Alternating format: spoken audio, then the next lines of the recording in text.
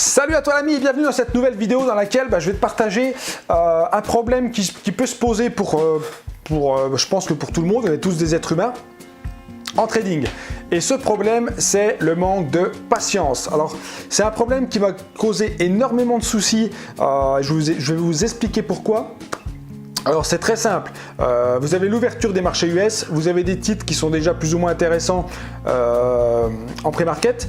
Et le problème que je pense que beaucoup de gens ont, surtout à leur début, comme moi j'ai eu, ça fait pas si longtemps que ça effectivement que j'arrive vraiment à me mettre en condition justement de patience et attendre vraiment les vraies opportunités en ce qui concerne le trading. Donc ce que je veux dire par là, c'est qu'il y a beaucoup de fois où effectivement à l'ouverture du marché, on entre un peu dans un état d'esprit d'excitation. Et puis le moindre truc qui va bouger, le moindre titre intéressant qui va se mettre à partir, on va se positionner sans prendre forcément en compte qu'est-ce que fait le marché à côté, qu'est-ce que font les indices à côté. Et puis dans énormément de cas, puisque énormément de cas ça se passe comme ça, vous vous positionnez, vous atteignez pas votre TG1, votre target, votre cible numéro 1, qui vous permet de prendre vos premières prises de bénéfices. Et le titre va s'écrouler avant, tout simplement parce qu'effectivement le marché à côté, le secteur s'écroule, l'indice s'écroule et vous voyez, on n'est pas dans quelque chose d'impulsif. Et je me suis fait beaucoup avoir avec ça. Donc ce qui veut dire qu'en fait, il ne faut surtout pas négliger l'analyse des indices, l'analyse du secteur. Si vous avez un indice qui ouvre dans la bougie de la veille, au milieu de la bougie de la veille par exemple, il y a de fortes chances que ça fasse effectivement un doji, enfin que ça fasse un espèce de range pendant un certain temps, et tous les titres qui paraissent intéressants en pré-market, vous aurez énormément d'arnaques. Alors je dis ça, effectivement il y a des fois effectivement ça va pouvoir partir, on ne peut pas prédire encore une fois à l'avance, mais privilégiez l'ouverture, essayez de privilégier l'ouverture vraiment quand vous avez des indices et des indices donc sectoriels ou SPY qui sont vraiment en marché impulsif ou alors en marché correctif mais qui cassent un certain niveau, c'est-à-dire qui cassent par exemple un plus haut sur 3 jours ou au moins le plus haut de la veille, et donc voilà, qui font penser qu'on peut effectivement arriver dans et qu'il y a du volume effectivement qui augmente les probabilités du départ du titre. Donc encore une fois, c'est là où je reviens sur la patience. Quand vous avez toujours un indice qui est dans la bougie de la veille ou qui est dans son range, évitez de vous exciter, attendez que l'indice fasse son petit range, que le secteur fasse son range, attendez que ça casse, vous verrez automatiquement que les titres qui sont intéressants, donc soit à la hausse, soit à la baisse en fonction d'après dans quel sens ça part et dans quel contexte on est. Franchement, vous attendez. Et vous verrez que automatiquement après, donc vous aurez des cassures d'OPR. Si ensuite vous avez les indices qui partent dans votre sens, vous allez avoir vraiment des setups qui sont vraiment costauds et des titres qui sont, des positionnements, des setups qui paraissent évidents. Donc ce qui se passe en faisant ça avec la patience, c'est que déjà vous cramez pas votre compte et vous cramez pas votre risque en début de séance. Vous gardez la totalité de votre capital, c'est-à-dire vous ne prenez pas de trade tant que les indices ne sont pas beaux, on est bien d'accord. Et puis vous attendez vraiment quelque chose de sympa, et là effectivement vous avez effectivement tout le potentiel pour vous, et ça évite vraiment de prendre des trades qui sont vous allez pouvoir gagner. Franchement, moi ça m'est arrivé énormément de chance, même je vais y arriver, ça m'est arrivé énormément de fois, c'est-à-dire il y a des marchés qui sont en range, je prends un titre qui est intéressant, il part, effectivement j'arrive à prendre 1-2 TG dessus, mais le problème c'est qu'au bout d'un moment, à long terme, vous vous rendez compte que c'est de la chance que vous avez. Pourquoi? Parce que c'est une fois sur deux que ça se passe comme ça. Ça va être une fois sur deux que ça se passe comme ça, si vous avez un petit peu de chance. Pourquoi? Parce que c'est ça, donc c'est vraiment le facteur chance qui rentre en jeu. Quand vous avez des indices qui font du range et que vous n'avez pas des trucs qui sont, vous n'avez pas un contexte de marché en général qui est extrêmement costaud, et vous n'êtes pas sur la probabilité quand vous faites ce genre de trade là, vous êtes vraiment sur le facteur chance. Donc le facteur chance, on est bien d'accord, c'est quelque chose qu'il faut absolument. Alors absolument éliminer. Effectivement, il y a toujours une part de facteur chance. Pourquoi vous avez... le but, c'est d'avoir une probabilité de 80% que le titre y aille dans votre sens. Mais là, vous avez une probabilité que de 50% quand vous avez les marchés qui sont en range et que vous n'avez pas effectivement cette tendance qui est avec vous. Donc vraiment attendre vraiment attendre qu'il y ait les indices qui sont dans votre sens et pour ensuite aller sur les titres qui sont vraiment intéressants, donc qui fassent du volume. Ensuite, vous maximisez le nombre de convergences et ensuite vous maximisez la probabilité que le titre aille dans votre sens. Voilà, donc j'avais vraiment envie d'insister sur ce point, surtout pas s'exciter, notamment à l'ouverture et quand les marchés font du range, quand les marchés ouvrent dans le range, ouvrent dans la bougie de la veille.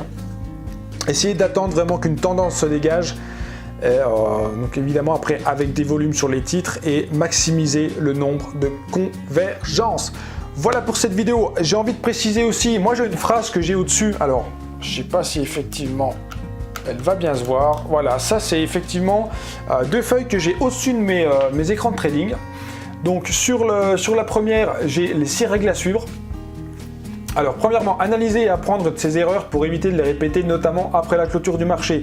Ça c'est essentiel, c'est-à-dire à la fin de votre séance, vous analysez vos erreurs, vous analysez pourquoi vous avez perdu et prenez en compte ce que je suis en train de vous dire, tout ce que je vous ai dit dans cette vidéo pour faire votre analyse et regardez ce qui se passe et regardez les erreurs que vous avez faites en fonction effectivement de la tendance du marché en question, du SPY, du secteur, tout ça. Numéro 2, savoir comment rester hors du marché. Ça encore une fois, c'est pareil, comme je vous ai dit dans cette vidéo, quand vous avez un marché qui est en range, des indices qui ouvrent dans la bougie de la veille et qui ne sont pas en tendance, vous sentez qu'il y a quelque chose vous sentez que c'est quand même un contexte qui est plutôt en range, et c'est à ce moment-là qu'il faut savoir vraiment rester en dehors du marché.